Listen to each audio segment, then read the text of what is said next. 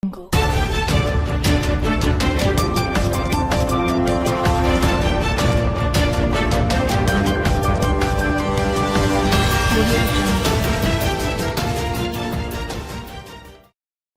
Donald Trump met with victims of Sunday's mass shooting in Las Vegas Wednesday, 3 days after the attack that killed 58 and injured hundreds. Trump declined to discuss gun control measures, even as a bill was introduced in Washington, D.C., to outlaw the kind of equipment used by the shooter to accelerate his firing capabilities. Asked by a reporter at the University Medical Center in Las Vegas if the United States has a gun violence problem, the president dismissed the question. "We're not going to talk about that today," said Trump. "We won't talk about that."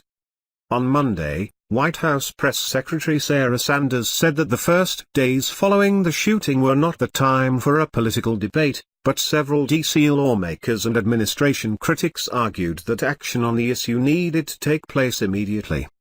Trump's visit to Las Vegas comes 3 days after the deadliest mass shooting in modern U.S. history occurred along the city's famous light-filled strip.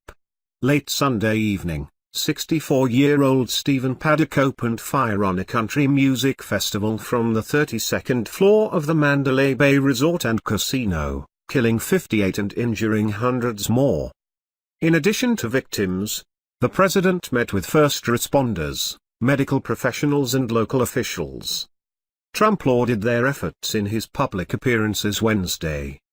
"It makes you very proud to be an American when you see the job that they've done," he said of the medical team at University Medical Center.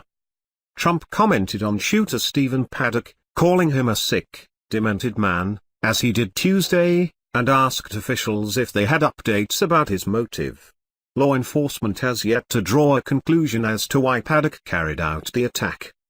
"We struggle for the words to explain to our children how such evil can exist, how there can be such cruelty and suffering," said Trump in an address Thursday afternoon.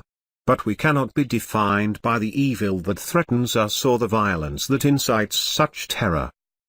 The president recounted the heroic actions of law enforcement and those attendees at the Route 91 Harvest Festival who immediately provided assistance to the wounded. "In the depths of horror, we will always find hope in the men and women who risk their lives for ours," he said.